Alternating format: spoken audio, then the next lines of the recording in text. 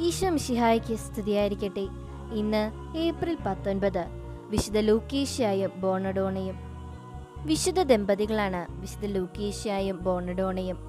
ലൂക്കീഷ്യ ഒരു കച്ചവടക്കാരനായിരുന്നു, ഒരു കഴുത്തറപ്പൻ കച്ചവടക്കാരൻ. ആളുകളെ പറ്റിച്ച് പണം സമ്പാദിക്കുവാൻ ശ്രമിച്ച ഈ മനുഷ്യന്റെ ജീവിതം മാറിമറിയുന്നത് 1213 വിശുദ്ധ ഫ്രാൻസിസിനെ കണ്ടുമുട്ടിയതിനു ശേഷമാണ്. അതോടെ ലൂക്കീഷ്യ പുതിയൊരു ജീവിതത്തിന് തുടക്കം കുറിച്ചു.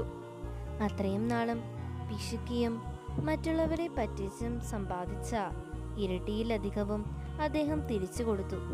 അനാഥരെയും രോഗികളെയും ലൂക്കീഷ്യ സഹായിക്കാൻ തന്റെ സാമ്പത്തികം മുഴുവൻ മാറ്റിവെച്ചു. ഭാര്യയായ ബോണഡോണയ്ക്ക് ആദ്യം ഈ ദാനശീലത്തോട് താല്പര്യമുണ്ടായിരുന്നില്ല. ഒരു ദിവസം അവൾ തന്റെ ഭർത്താവിനോട് ഈ ജീവിതശൈലിയെപ്പറ്റി പരാതി പറയാനെത്തി. അപ്പോൾ വാതിലിൽ ആരോ മുട്ടുന്ന ശബ്ദം കേട്ടു. ലൂക്കീഷ്യയുടെ കയ്യിൽ നിന്ന് സഹായം ചോദിക്കാൻ ആരെങ്കിലും എത്തിയതായിരിക്കുമെന്നറിഞ്ഞുകൊണ്ട് അവൾ വാതിൽ തുറന്നു. കുറേ ദിവസങ്ങളായി ഭക്ഷണം കഴിച്ചിട്ടില്ലാത്ത ഒരു വൃദ്ധൻ. മനസ്സില്ലാ മനസ്സോടെ ബോണഡോണ ഭർത്താവിന്റെ ആവശ്യപ്രകാരം ഭക്ഷണം എടുക്കാനായി അടുക്കളയിലേക്ക് പോയി. അവിടെ ചെന്ന് നോക്കിയതോടെ ആ സ്ത്രീ അത്ഭുത സ്തബ്ധയായി. താൻ ഉണ്ടാക്കി വെച്ചിരിക്കുന്നതിന്റെ ഇരട്ടിയിലധികം അപ്പം അവിടെ ഇരിക്കുന്നു.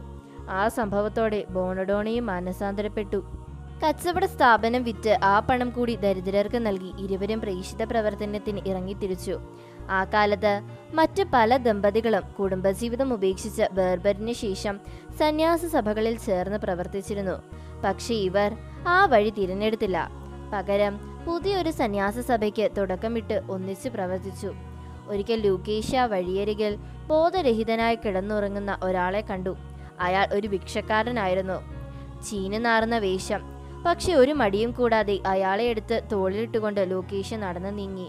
ഇത് കണ്ടുകൊണ്ട് നിന്ന ഒരു യുവാവ് ലൂക്കീഷ്യയോട് ചോദിച്ചു, ഇത്രയും വൃത്തികെട്ട ഒരു മനുഷ്യനെ നിങ്ങൾ എന്തിനാണ് തോളത്തിട്ടുകൊണ്ട് പോകുന്നത്? ലൂക്കീഷ്യ മറുപടി പറഞ്ഞു, ഞാൻ തോളത്തിട്ടുകൊണ്ട് പോകുന്നത് എൻ്റെ ഈശോയെയാണ്. ഇത് കേട്ടതോടെ ആ യുവാവും ലൂക്കീഷ്യയുടെ പാത പിന്തുടർന്നു. ലൂക്കീഷ്യയും ബോണഡോണയും ഒരേ ദിവസമാണ് മരിച്ചത്, 1260 ഏപ്രിൽ 28. ലൂക്കീഷ്യയെ 1273 വാഴ്ത്തപ്പെട്ടവനായി പ്രഖ്യാപിച്ചു. ഇന്നീ ദിവസം ആരുമില്ലാത്തവരെ സമർപ്പിച്ച് നമുക്ക് പ്രാർത്ഥിക്കാം. ദൈവം നമ്മെ എല്ലാവരെയും സമൃദ്ധമായി അനുഗ്രഹിക്കട്ടെ.